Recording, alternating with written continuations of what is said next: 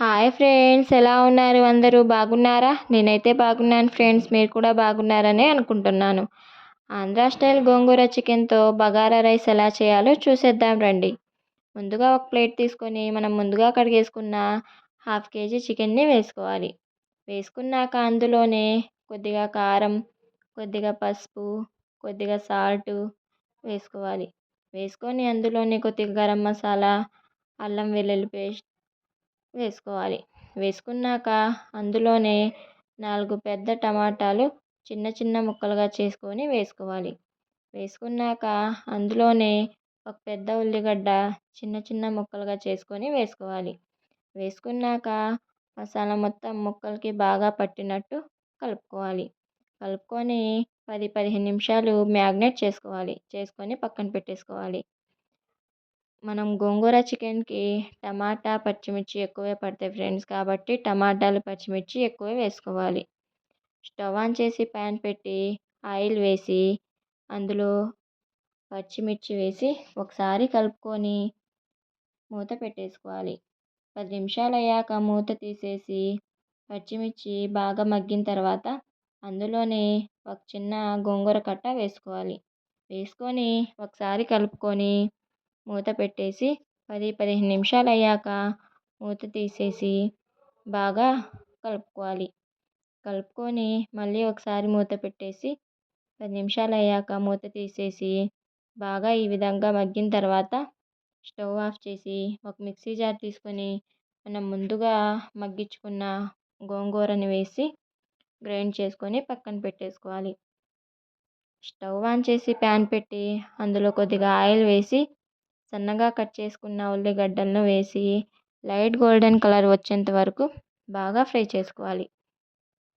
Fry చేసుకొని మనం ముందుగా మ్యాగ్నేట్ చేసుకున్న చికెన్ని వేసి ఒకసారి కలుపుకొని మూత పెట్టేసుకోవాలి.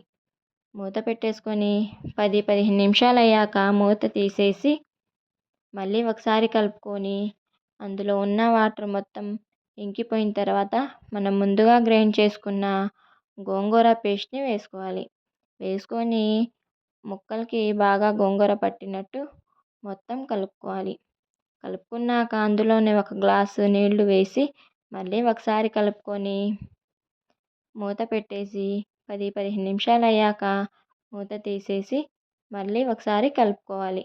అలానే మధ్య మధ్యలోనే కలుపుకుంటూ ఉండాలి.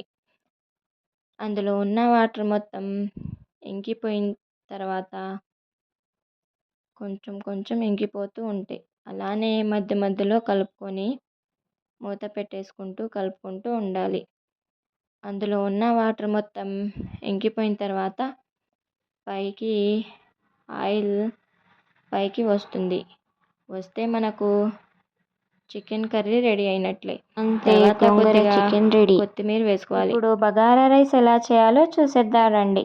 ముందుగా స్టవ్ ఆన్ చేసి ప్యాన్ పెట్టి అందులో కొద్దిగా నెయ్యి, కొద్దిగా ఆయిల్ వేసుకోవాలి. ఆయిల్ కొద్దిగా హీట్ అయ్యాక అందులోనే లవంగాలు, దాల్చిన చెక్క, షాజీరా, జాజికాయ మొత్తం వేసి ఒకసారి కలుపుకొని మనం ముందుగా కట్ చేసుకున్న ఉల్లిగడ్డ ముక్కల్ని వేసుకొని మరోసారి కలుపుకొని అందులోనే మనం సన్నగా కట్ చేసుకున్న టమాటా ముక్కలు, పచ్చిమిర్చి ముక్కల్ని వేసి లో ఫ్లేమ్ మీద టమాటా, పచ్చిమిర్చి బాగా మగ్గించుకోవాలి. బాగా మగ్గిన తర్వాత మనం ముందుగా గ్రైండ్ చేసుకున్న అల్లం వెల్లుల్లి పేస్ట్ వేసి లైట్ గోల్డెన్ కలర్ వచ్చేంత వరకు బాగా ఫ్రై చేసుకోవాలి. బాగా ఫ్రై అయ్యాక కొద్దిగా కొత్తిమీర, కొద్దిగా పుదీనా వేసి మరోసారి కలుపుకోవాలి. కలుపుకొని లో ఫ్లేమ్ మీద పెట్టుకోవాలి. పెట్టుకున్నాక నేనైతే 3 గ్లాసుల బియ్యానికి 4.5 గ్లాస్ వాటర్ అయితే వేస్తాను ఫ్రెండ్స్. మీరు కూడా అదే మెజర్మెంట్స్తో వేస్తే అన్నం పొడి పొడిగా వస్తుంది. వేసుకొని వాటర్ వేసుకొని టేస్ట్కి సరిపడా సాల్ట్ వేసుకొని ఒకసారి కలుపుకొని మూత పెట్టేసుకోవాలి. మూత పెట్టిన తర్వాత 10 నిమిషాలు అయ్యాక వాటర్ బాగా మసిలిన తర్వాత మనం ముందుగా నానబెట్టుకున్న బియ్యం వేసి ఒకసారి కలుపుకొని మళ్ళీ మూత పెట్టేసుకోవాలి. మూత పెట్టేసుకున్నాక 10-15 నిమిషాలు అయ్యాక మూత తీసేసి అన్నం 20% ఉడికిన తర్వాత ఒకసారి పక్క నుంచి కలుపుకొని మళ్ళీ మూత పెట్టేసి 10-15 నిమిషాలు అయ్యాక మూత తీసేసి అన్నం బాగా ఉడికిందో లేదో చేత్తో చూసుకొని దానిపై కొద్దిగా నెయ్యి వేసుకొని మొత్తం స్ప్రెడ్ చేసుకొని మూత పెట్టేసుకోవాలి. మూత పెట్టేసి లో ఫ్లేమ్ మీద 20 నిమిషాల పాటు ఉంచుకోవాలి. అంతే, ఆంధ్రా స్టైల్ గోంగూర చికెన్తో బగారా రైస్ ఎలా ఉందో చేసి కామెంట్ చేయండి. అలాగే సబ్స్క్రైబ్ చేసుకోండి ఫ్రెండ్స్.